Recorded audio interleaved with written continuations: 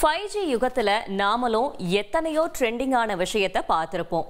ஆனா வட மாநிலங்கள்ல கள்ளக்காதலனுக்காக கணவரை கொலை செய்யறதே ஒரு ட்ரெண்டா மாறிட்டு வருதோ என்ற சந்தேகத்தை எழுப்பியிருக்கு இந்த கொடூர கொலை சம்பவம்.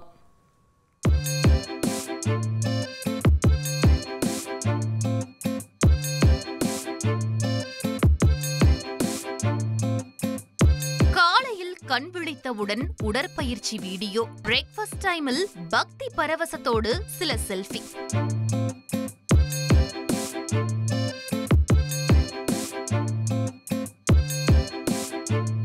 இதைத் தொடர்ந்து மணிக்கொரு முறை நான் எங்கு இருக்கிறேன், என்ன செய்து கொண்டிருக்கிறேன் என லைவ் அப்டேட்ஸ்களை வாரி வழங்கி வந்த இந்த சீனியர் சிண்ட்ரெல்லாவின் வாழ்க்கையில் இதுவரை யாரும் அறியாத பல பக்கங்கள் இருந்துள்ளது.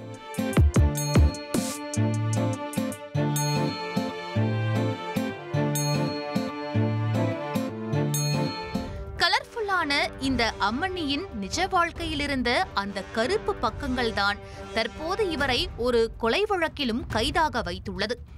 கொலைக்கார சிண்ட்ரெல்லாவின் உண்மையான பெயர் ரீனா சிந்து. இன்ஸ்டாகிராமில் இவருடைய போஸ்ட்களை பார்த்து முறுக்கள் இல்லாத ரோஜாவே என்றும் சுட்டெரிக்கும் சந்திரனே என்றும் கமெண்ட்களை அள்ளி வீச இளசுகள் வரிசை கட்டி நிற்பார்கள். ஆனால் ரீனா அவரை விட 20 வயது மூத்தவரான தொழிலதிபர் ரவீந்தர் குமார் என்பவரை திருமணம் செய்து கொண்டு சவுத் டெல்லியில் செட்டில் ஆகியுள்ளார். ரவீந்திர குமாருக்கு மாதம் அவருக்கு சொந்தமான சொத்திலிருந்து வாடகையாக மட்டும் 1 லட்சத்திற்கு மேல் பணம் கிடைத்துள்ளது. இந்நிலையில்தான் மே மாதம் 31ஆம் தேதி ரவீந்திரகுமார் திடீரென காணாமல் போயுள்ளார். அவருடைய உடல் ஜூன் 5ஆம் தேதி உத்தரகண்ட் மாநிலம் கோட்வார் பகுதியில் உள்ள சாலை ஓர பள்ளத்திலிருந்து மீட்கப்பட்டது. நடந்திருப்பது 90% கொலைதான் என்பதை உறுதி செய்த காவல்துறையினர் ரவீந்தர் குமாரின் அழகான மனைவி ரீனாவிடமிருந்தே விசாரணையை தொடங்கியிருக்கின்றனர். சமூக வலைதளத்தில் டிஜிட்டல் கிரியேட்டர் என்கிற ப்ரொஃபைல் வைத்திருக்கும் ரீனா சொந்தமாக பிசியோதெரபி கிளினிக்கும் நடத்தி வந்துள்ளார். அப்போது அங்கு பேஷண்டாக வந்த பரிதோஷ் என்பவருக்கும் ரீனாவிற்கும் பழக்கம் ஏற்பட்டிருக்கிறது. இருவரும் அடிக்கடி தனிமையில் சந்தித்து உறவை வளர்த்து வந்துள்ளனர். இந்நிலையில் ரீனாவின் கணவர் ரவீந்தர் செக் மோசடி வழக்கில் கைதாகி 6 மாதங்கள் சிறை தண்டனை பெற்றுள்ளார்.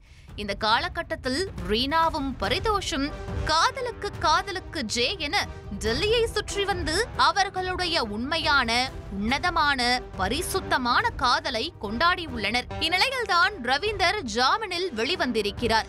மனைவியின் நடவடிக்கையில் சந்தேகமடைந்தவர் அவருடைய பெயரில் இருந்த கோடிக்கணக்கான சொத்துக்களை விற்றுள்ளார். இதனிடையே தன்னுடைய வாழ்க்கையையும் செட்டில் செய்யுமாறு ரீனா ரவீந்தரிடம் கேட்டுள்ளார். ஆனால் அழகான ரீனா மிகவும் ஆபத்தானவர் என ரவீந்திரன் நினைத்துள்ளார். இதனைத் தொடர்ந்து ரீனாவும் அவரின் கள்ள காதலனான பரிதோஷும் இந்த முதியவரை கொலை செய்துவிட்டு சொத்துக்களை ஆட்டையை போட்டுவிடலாம் என திட்டம் போட்டுள்ளனர். அதன்படி சம்பவம் நடந்த மே 31ஆம் தேதி கள்ளக்காதலனை கணவரிடம் நண்பர் என அறிமுகம் செய்து வைத்துள்ளார் ரீனா. அன்றிரவு பரிதோஷ் வீட்டில் நடந்த ஹவுஸ் பார்ட்டிக்கு ரவீந்திரனையும் சிறப்பு விருந்தினராக அழைத்து சென்றுள்ளனர். அங்கு மூவரும் விடிய ஒன்றாக மது அருந்தியதாக தெரிகிறது. சொர்க்கத்தில் மிதப்பதை போல உணர்ந்த ரவீந்திரனை திடீரென மண்வெட்டியால் அடித்து கொலை செய்துள்ளனர். அதன் பிறகு ரவீந்திரனின் சடலத்தை எக்ஸ்யூவி காரில் எடுத்து சென்றவர்கள் கோட்வார் பகுதியில் உள்ள சாலை ஓரமிருந்த பள்ளத்தில் வீசிவிட்டு விபத்து போல சித்தரிக்க முயற்சித்திருப்பது விசாரணையில் உறுதியாகி இருக்கிறது.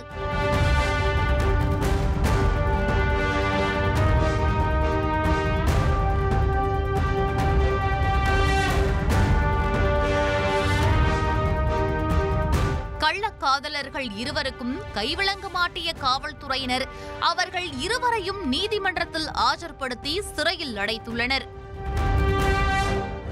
உங்கள் தந்திவன் தொலைக்காட்சியில் வான் வருவான் புதன்தோறும் இரவு 8 மணிக்கு காண தவறாதீர்கள்.